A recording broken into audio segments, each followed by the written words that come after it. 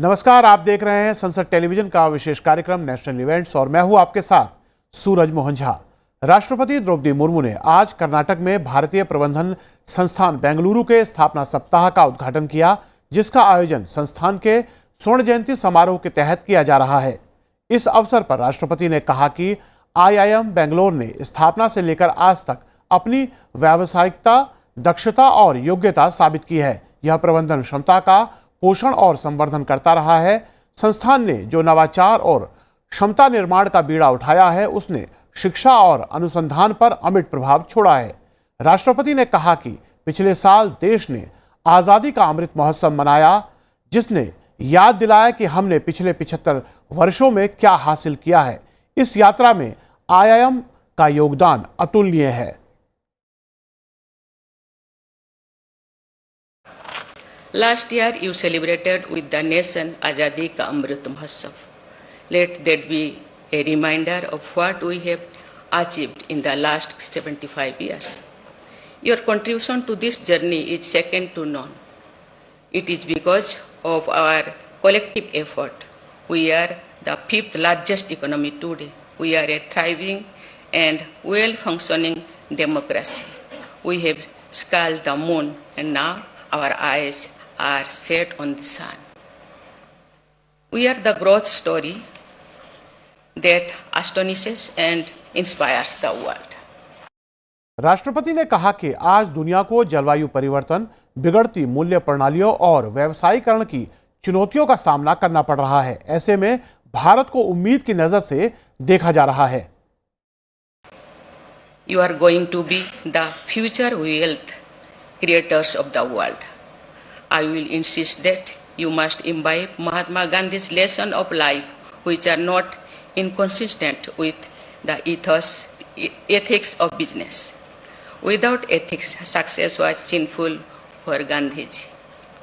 According to Gandhiji, some of such sins are wealth without work, pleasure without conscience, knowledge without characters, business without ethics.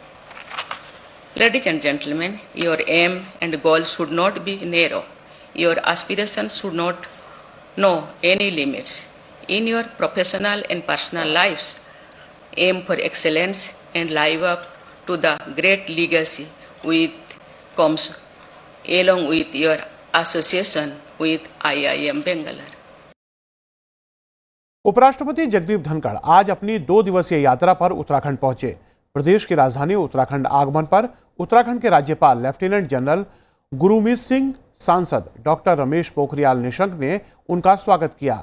Rajya Sabha सांसद doctor कल्पना सैनी ने भी उपराष्ट्रपति से भेंट की। देहरादून से उपराष्ट्रपति उत्तरकाशी गए, जहां उन्होंने पवित्र गंगोत्री धाम के दर्शन किए और पूजा अर्चना की। सोशल मीडिया प्लेटफॉर्म पर उपराष्ट्रपति ने कहा कि आज परम पावन गंगोत्री धाम के दर्शन कर धन्य हो गया।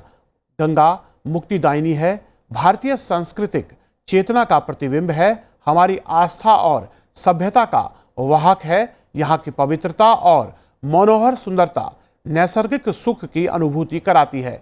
माँ गंगा अपने निर्मल जल से सभी की प्यास बुझाती रहे, सबको जीवन देती रहे, यही प्रार्थना है। इससे पहले दिल्ली में उपराष्ट्रपति जगदीप धनखड़ ने आज हिमाचल प्रदेश के हमीरपुर से आए छात्रों के एक समूह से मुलाकात की। सांसद भारत दर्शन पहल के तहत दिल्ली आए छात्रों ने उपराष्ट्रपति निवास पर उपराष्ट्रपति और राज्यसभा के सभापति जगदीप धनखड़ से मुलाकात की। सूचना और प्रसारण मंत्री अनुराग ठाकुर भी इस मौके पर मौजूद थे।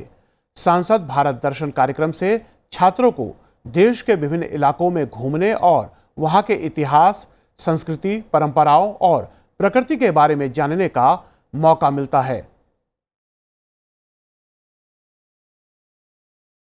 गोवा में 37वें राष्ट्रीय खेलों का आज रंगारंग आगाज हो गया। मडगांव के पंडित जवाहरलाल नेहरू स्टेडियम में प्रधानमंत्री नरेंद्र मोदी ने 37वें राष्ट्रीय खेलों के शुरुआत की घोषणा की। उद्घाटन समारोह में भारतीय एथलीटों ने प्रधानमंत्री को मशाल सौंपी। प्रधानमंत्री नरेंद्र मोदी ने कहा कि पिछली सरकारें खेलों के लिए पर्याप्त बजट आवंटित करने के प्रति उदासीन थी। उन्होंने खेल बजट बढ़ाया और इस साल का केंद्रीय खेल बजट 9 साल पहले की तुलना में 3 गुना अधिक है। खेलो इंडिया से लेकर टॉप्स योजना तक सरकार ने एथलीटों को प्रोत्साहित करने के लिए एक नया पारिस्थितिकी तंत्र विकसित किया है। इन योजनाओं के तहत प्रतिभाशाली एथलीटों की पहचान की जा रही है और काफी पैसा खर्च कर रही है।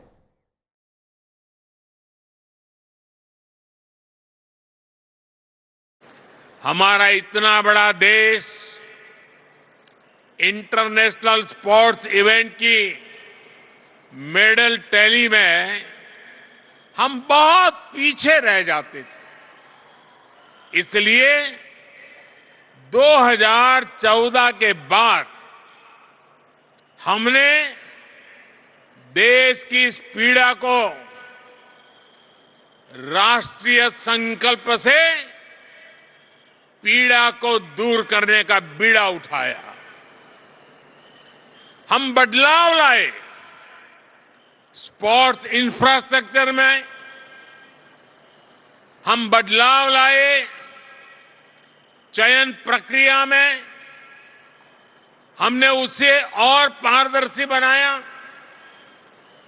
हम बदलाव लाए खिलाड़ियों को आर्थिक मदद देने वाली योजनाओं में, हम बदलाव लाए खिलाड़ियों को ट्रेनिंग देने वाली योजनाओं में, हम बदलाव लाए समाज की मानसिकता में। पुरानी सोच, पुरानी अप्रोच के कारण हमारे स्पोर्ट्स इकोसिस्टम में जो रोड ब्लॉक्स थे, हमने उन्हें एक एक करके दूर हटाने का काम शुरू किया। प्रधानमंत्री मोदी ने कहा कि भारत आज हर क्षेत्र में आगे बढ़ रहा है, नए रिकॉर्ड बना रहा है। भारत की रफ्तार और पैमाना का मुकाबला आज मुश्किल है। प्रधानमंत्री नरेंद्र मोदी ने कहा कि राष्ट्रीय खेल ऐसे समय में हो रहे हैं जब भारत का खेल जगत एक के बाद एक सफलता की नई ऊंचाई हासिल कर रहा है। राष्ट्रीय खेलों का होना अपने आप में नई ऊर्जा भर देता है। मेरे परिवारजनों, ये राष्ट्रीय खेल ऐसे समय में हो रहे हैं जब भारत का खेल जगत एक के बाद एक सफलता की नई ऊंचाई प्राप्त कर रहा है। 70 सालों में जो ना हुआ वो इस बार हमने एशियाई खेलों में होते हुए देखा है।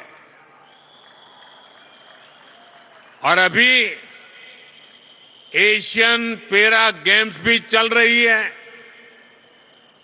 इनमें भी भारतीय खिलाड़ियों ने अब तक 70 से ज्यादा मेडल जीतकर अब तक के सारे रिकॉर्ड तोड़ दिए। इससे पहले वर्ल्ड यूनिवर्सिटी गेम्स हुए थे, इसमें भी भारत ने एक नया इतिहास रच दिया।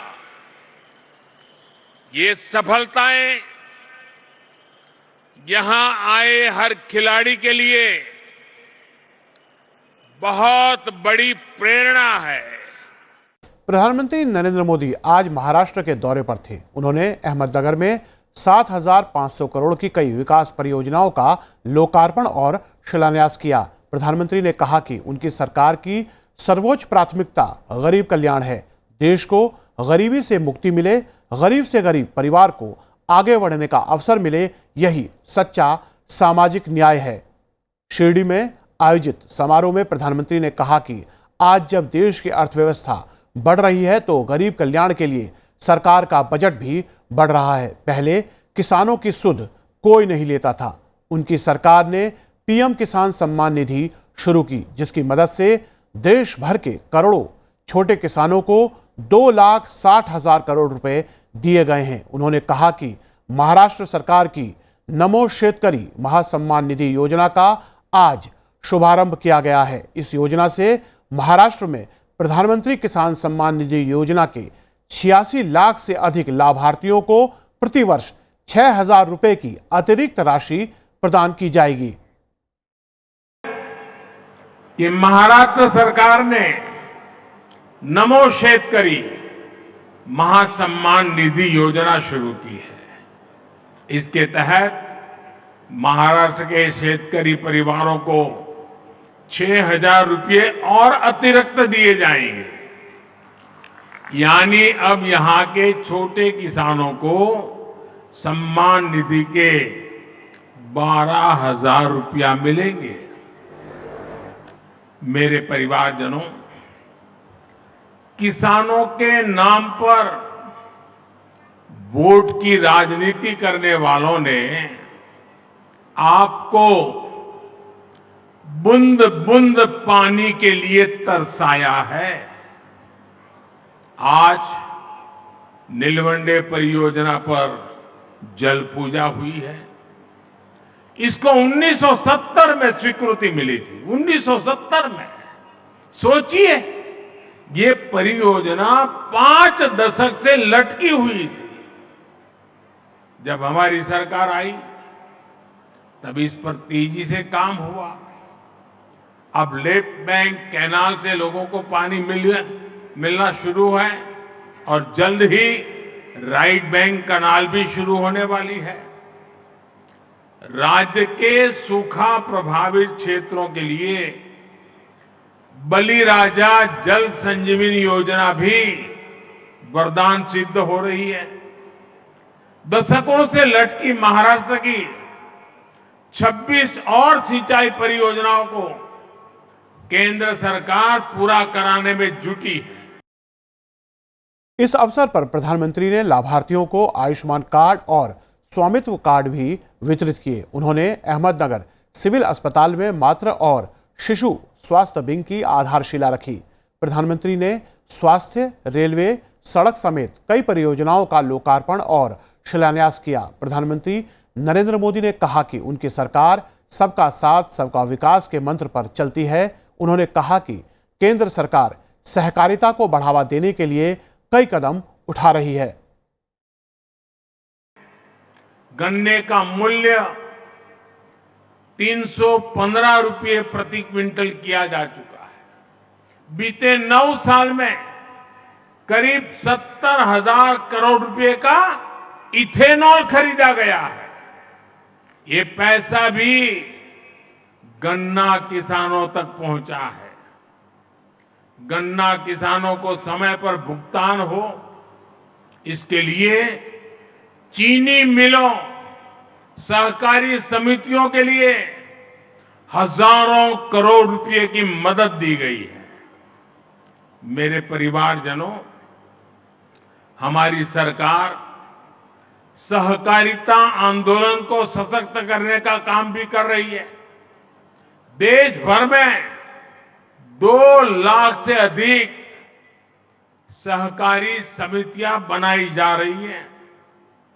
देश के किसानों को भंडारण की, कोल्ड स्टोरेज की अधिक सुविधाएं मिले, इसके लिए भी सहकारी समितियों को, पैक्स को मदद दी जा रही है। छोटे किसानों को एफपीओस यानी किसान उत्पादक संघों के माध्यम से संगठित किया जा रहा है। सरकार के प्रयास से अभी तक देश भर में 7,500 से अधिक एफपीओ भी बन चुके हैं। इससे पहले प्रधानमंत्री नरेंद्र मोदी ने अहमदनगर में नीलवंडे बांध का जल पूजन किया और बांध का नहर नेटवर्क को राष्ट्र को समर्पित किया। इस सुविधा से अहमदनगर और नासिक जिले की 7 तहसीलों के 182 गांवों को लाभ होगा। नीलवंडे बांध को 5,000 करोड़ रुपए से अधिक की लागत से विकसित किया जा रहा है। प्रधानमंत्री नरेंद्र मोदी ने कहा कि उनकी सरकार राज्य की कई सालों से लंबित पड़ी सिंचाई परियोजनाओं को पूरा करने में जुटी है। आज सुबह प्रधानमंत्री नरेंद्र मोदी शिरडी पहुंचे और श्री साईं बाबा के दर्शन किए। उन्होंने श्री साईं बाबा समाधि मंदिर में पूजा अर्चना की। उनके साथ महाराष्ट्र के राज्यपाल रमेश बैस, मुख्यमंत्री एकनाथ शिंदे और डिप्टी सीएम देवेंद्र फडणवीस भी मौजूद थे। प्रधानमंत्री ने शिरडी में श्रद्धालुओं के लिए नए दर्शन परिसर का उद्घाटन किया। नया दर्शन कतार परिसर नवीनतम तकनीकी से पूर्ण एक आधुनिक विशाल भवन है। यह 10,000 से अधिक भक्तों के बैठने की क्षमता वाले कई प्रतीक्षा हॉलों से सुसज्जित है। इसमें क्लॉक रूम, शौचालय, बुकिंग काउंटर, प्रसाद काउंटर, सूचना केंद्र जैसी वातानुकूलित सार्वजनिक सुविधाओं का प्रावधान है। प्रधानमंत्री नरेंद्र मोदी ने कहा कि दर्शन कतार परिसर के पूरा होने से देश विदेश के श्रद्धालुओं को बहुत आसानी होगी।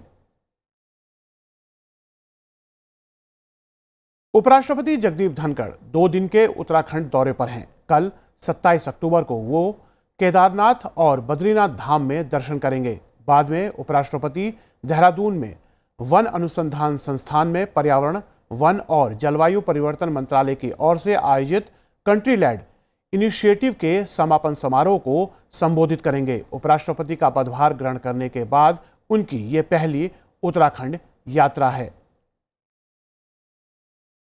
प्रधानमंत्री 27 अक्टूबर को दिल्ली के भारत मंडपम में 7वें भारतीय मोबाइल कांग्रेस का उद्घाटन करेंगे। प्रधानमंत्री देश भर में शैक्षणिक संस्थानों को 100 5G यूज कैज लैब्स प्रदान करेंगे। उनका उद्देश्य सामाजिक आर्थिक क्षेत्रों में नवाचार को बढ़ावा देने के लिए 5G अनुप्रयोगों को विकसित करना है। यह देश में 6G इकोसिस्टम के निर्माण की दिशा में एक महत्वपूर्ण कदम है। फिलहाल हमारे विशेष कार्यक्रम नेशनल इवेंट्स में इतना ही। आप देखते रहिए संसद टीवी। नमस्कार।